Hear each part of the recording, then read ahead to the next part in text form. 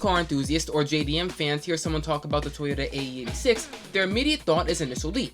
After all, that anime single-handedly gave the AE86 the popularity and fame it has today. But secluding Initial D, why else is the AE86 such a significant car in the community, and why has the price of these cars practically tripled in value since then? Today we'll be talking about all non-Initial D related things about the Toyota AE86.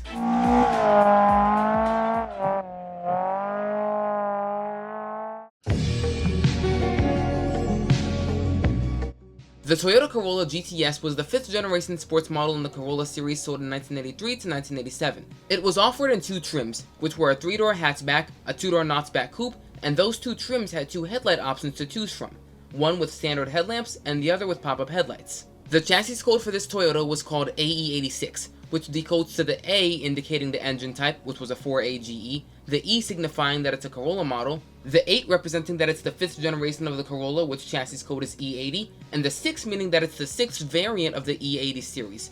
It's a 5th gen Corolla Sport and also considered the 6th generation of the E80 series. Later down the line, around 1985, the kooky trim of the AE86 came out with a new styled front and rear bumper and some altered taillights. The AE86 came with a 1.6-liter, 16-valve inline-4 engine that made either 130 horsepower in Japan, 124 horsepower in Europe, and sadly only 112 horsepower for the models made in the United States due to emission controls. It's all California's fault. Now that we've gone over the history of the AE86, let's talk about its influence in the JDM culture. When teenagers all over Japan got their driver's license back in the mid-80s to early 90s, the best car most of them were able to afford is the AE86 due to them being only around a million yen, which is about $8,000 US. Practically every weekend, these same teens would constantly drive up and down Japan's infamous mountain roads like Usui Pass, located in the Gunma Prefecture, and Nanamagari Pass, located in Hakone. The common thing about these two passes is that they have many sections of short and narrow chains of hairpins that were perfect for practicing the style of drifting. But there was this one guy out of the thousands of kids who did this named Keiichi Tsuchiya, who took it a step forward and made a DVD that captured his best moments when drifting. With the help from a company that produced automotive shows known as Video Option, he called it Plus B the Toge. Plus B documented his illegal street racing routine, and it instantaneously made him the most known mountain drifter in all of Japan. Although, just like everything else, all good things come to an end. The Video Option DVD ramped up attention for the cops to eventually suspend his license. The duration of time that his license was suspended for is unknown, but Tsuchiya quickly learned his lesson and resorted to showing off his technique legally on the track, with the most notable track being Ibisu North Course. After a few years, a new Japanese television network known as Best Motoring wanted to sponsor Tsuchiya and have him on their show known as Hot Version. Little did he know that this was the start of one of the most influential trends in JDM history.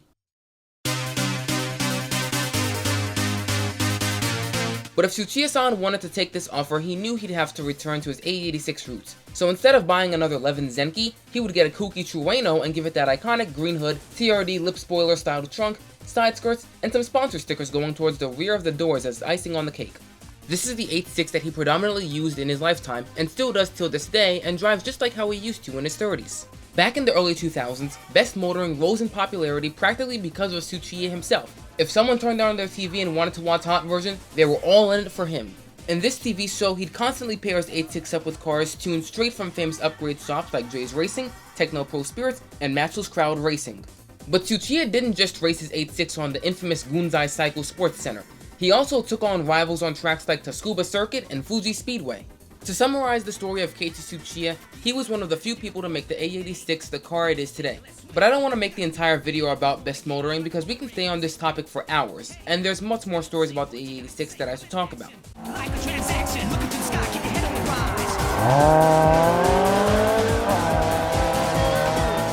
Throughout the late 1980s through early 2000s, there was a racing championship held all over Japan known as the Japanese Grand Touring Championship, also known as the JGTC. All cars were split into two different categories known as GT300 and GT500. The GT300 category contained cars that had 300 horsepower or less, while the GT500 category contained cars that had about 500 horsepower. The most notable cars in this racing series were the Tom's Toyota Supra, the Lark McLaren F1 GTR, and the Pennzoil Nissan Skyline R33. In 1996, a team named Kraft debuted in the GT300 class of JGTC with a Toyota MR2 SW20 equipped with a turbocharged 3S GTE engine that made 374 horsepower, 244 horsepower more compared to the original car. The MR2 sadly didn't get any exceptionally good racing results in the 1996 or 1997 season, but it did make some amazing achievements in the 1998 season, where it won almost every race in the GT300 class. But in the 1999 season, Kraft pulled out their MR2 and replaced it with something that no one ever would have thought of, the Toyota AE86. At this point, the AE86 had already been discontinued in the Japanese automotive market for more than 10 years, but TRD was open and willing to support it by tuning it to reach a whopping 330 horsepower. And not only that, but they also took out its original 4AGE engine and swapped it with the same 3S GTE engine that their MR2 used from the prior season. It was driven by Minoru Tanaka and Sakai Amemiya and placed second place in GT300, impressing all the other rival teams. It continued into the 2001 season until it sadly caught fire, which ultimately retired the car. But that 3-year stretch of it constantly winning races truly shows how much of a car can be capable of if it's tuned right. In 1985 through 1993, an annual race known as Intertech, International Touring Endurance Championship, was held on Fuji Speedway under Group A regulations. In the race that occurred in 1995, 2 AE86 11s competed and one actually won the race while the other 11 got 12th. The funny thing about the Advan Livery 11 that won is that it's actually driven by none other than Keiichi Tsuchiya and his friend Keiichi Suzuki. But there is no known video footage of this car actually racing. Only these few images exist of the car in action, but that wasn't actually the only Advan Livery AE86 that Tsuchiya once drove. In 1971 to 1989, there was a racing championship known as the Fuji Grand Champion Series. This racing series has a very big notoriety of fatal accidents happening that drove people, no pun intended, away from wanting to attend or even compete. Just like the Intertech race, it was held in Fuji Speedway annually, and in the 1984 race, Keiichi Tsuchiya drove the other Advan Livery AE86 Trueno, but there's really no information on what position he placed, and just like the Advan 11, no video footage is publicly known. Honestly, having all these events that happened with the AE86 that are now lost media kind of gives this car a slightly mysterious background in its history in motorsports. Anyway, after 7 minutes of yapping about some old 80s clunker that really only has fame because of some overdramatic car anime, we finally went over all of the non-Initial D related topics about the Toyota AE86. I hope this video sheds some light on things that don't pertain to Initial D, but do relate to the AE86. I hope you enjoyed this video, and hope to see you on the next one.